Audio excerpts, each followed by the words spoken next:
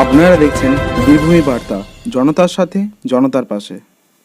আসন্ন দীপাবলির প্রাক্কালে শব্দবাজি ও আতশবাজি বন্ধের জন্য প্রচার চালালেন লোকপুর থানা পুলিশ। কয়েকদিন পরেই উদযাপিত হবে শুভ দীপাবলি।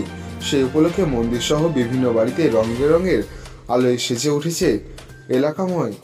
সেই সাথে শব্দবাজি ও আতশবাজির প্রচলন রয়েছে, কিন্তু এই বছর অতি মহামারী করোনা ভাইরাসের কারণে সতর্কতা অবলম্বন তথা আদালতের নির্দেশিকা মেনে পালন করতে হবে সমস্ত উৎসব।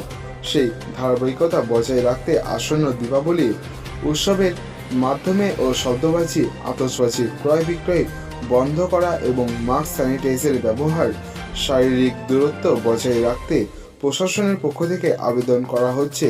আজ খয়েরসর ব্লকের অন্তর্গত লোকপুর থানা পুলিশের উদ্যোগে এলাকায় ঘুরে ঘুরে উক্ত কথাগুলি মাইকিং সহযোগে প্রচার করেন। সকল এলাকাবাসীকে জানাই শুভ দীপাবলির অগ্রিম প্রীতি ও শুভেচ্ছা।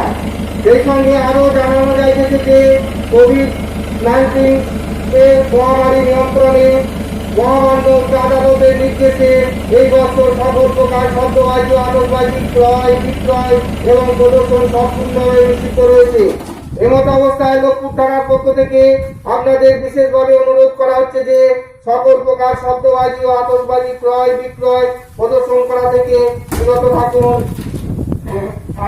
এবং অন্যথা আইনানুগ ব্যবস্থা গ্রহণের বাধ্য থাকিবে। নিষ্ঠা পাওয়ার জন্য আপনারা মাস্ক ব্যবহার করুন, সোশ্যাল ডিস্টেন্স মেনটেন করে ঘোরাফেরা করুন এবং বারবার স্যানিটাইজ করুন। বিশেষভাবে অনুরোধ করা হচ্ছে যে সকল প্রকার শব্দবাজি আতশবাজি ক্রয় বিক্রয় এবং প্রদর্শন করা থেকে বিরত থাকুন, অন্যথায় আইনানুগ ব্যবস্থা গ্রহণ করা হবে। ধন্যবাদ। সেই সঙ্গে আরো জানানো হচ্ছে যে লোকপুর থেকে শেখ রিয়াজউদ্দিনের রিপোর্ট, বীরভূমি বার্তা।